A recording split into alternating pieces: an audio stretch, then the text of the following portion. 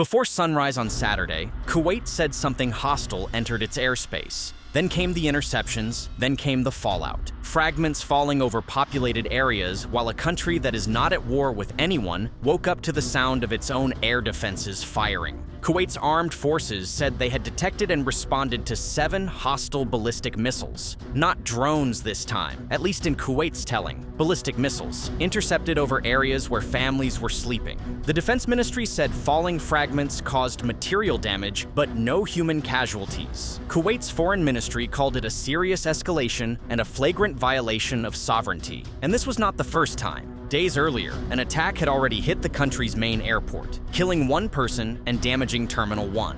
Kuwait is now absorbing repeated fire, and the war it tried to stay out of has arrived at its doorstep. The missile attack followed the deadly strike on Kuwait International Airport, which Washington blamed on Iran and Tehran blamed on a failed Patriot interceptor. Surveillance footage released by Kuwait's Directorate General of Civil Aviation showed the moment of impact on the roof of Terminal 1 and the massive fireball that followed. Additional angles showed the smoke, the blast, and the panic inside the terminal within seconds of impact. The footage turned what could have been a disputed claim into documented visual evidence broadcast across the region. Kuwaiti authorities said 1 person, an Indian national, was killed, and more than 60 others were wounded. The strike also damaged diplomatic missions in the surrounding area. This was the first fatal incident in the Gulf since the ceasefire came into effect on April 8th. For weeks, the fighting had been concentrated in Iran, in the Strait of Hormuz, and along the Israel-Lebanon border. The airport strike brought the war to a country that had positioned itself as neutral, and it did so on camera with casualties that included a civilian from a country with no stake in the conflict. Iran's Islamic Revolutionary Guard Corps moved quickly to reject the accusation. Iranian officials said their investigation found no evidence that the passenger terminal had been intentionally targeted.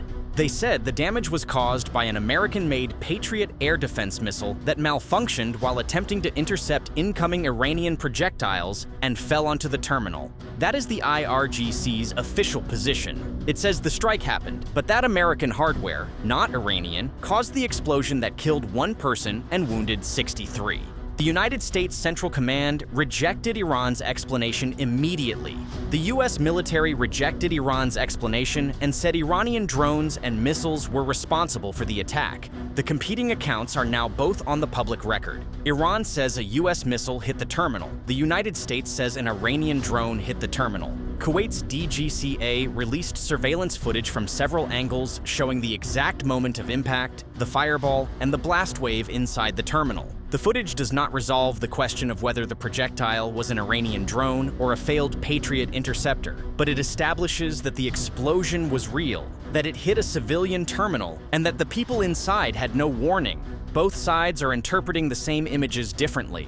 The attack drew public criticism from across the Gulf. Regional criticism spread after the strikes. Secondary reporting says former Qatari Prime Minister Hamad bin Jassim called the attacks unjustifiable, though Reuters did not independently confirm those remarks. That criticism, if accurately reported, is significant because Qatar has traditionally maintained closer ties to Iran than most Gulf states. The U.S. military said some Iranian missiles fired toward Kuwait fell short or broke apart during flight, while others were intercepted.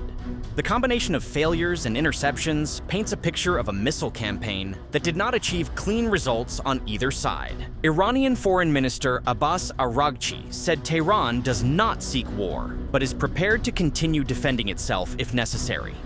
According to Press TV, Araghchi underscored the enhanced capabilities of the Islamic Republic's armed forces. That framing positions the Kuwait strikes not as an offensive escalation, but as part of Iran's broader defensive posture inside the conflict. Whether that framing holds depends on how the international community reads an attack on a neutral country's civilian airport that killed a foreign national and wounded 63 people. The language of defense becomes harder to sustain when the target is a passenger terminal in a non-belligerent state. The death at Kuwait International Airport was one of the clearest signs yet that the ceasefire was no longer shielding Gulf states from direct harm.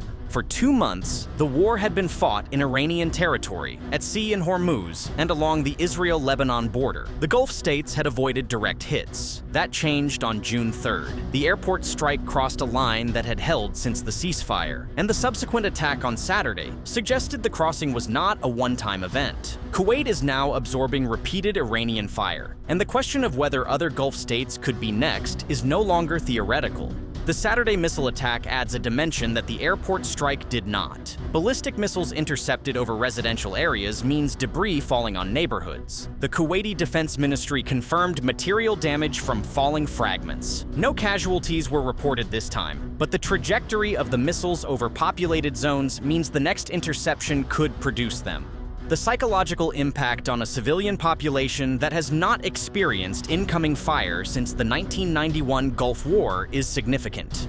Kuwait is now a country where air raid sirens and missile interceptions are part of the lived reality. So this is the picture. Kuwait says an Iranian attack hit Kuwait International Airport on Wednesday, killing 1 person and wounding more than 60, while Iran says a failed Patriot interceptor caused the blast. Surveillance footage documented the explosion. Iran says a Patriot malfunction caused the damage. The United States says it was a deliberate Iranian drone attack.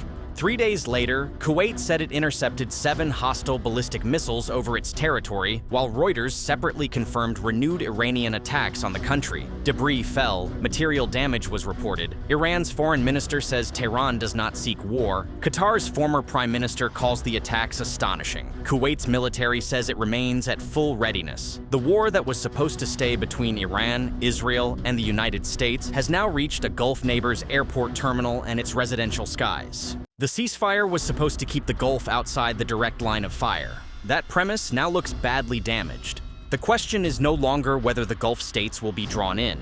Kuwait has already been hit twice. The question is what comes next, whether more Gulf capitals receive incoming fire, whether the ceasefire framework can absorb strikes on non-belligerent states, and whether the regional architecture that kept the Gulf out of the direct line of fire for 2 months has now permanently collapsed. Subscribe to WLA for daily geopolitical analysis. As far as Iran's concerned, you're going to find out what the deal is. But the main parts of the deal is they can't have a nuclear weapon.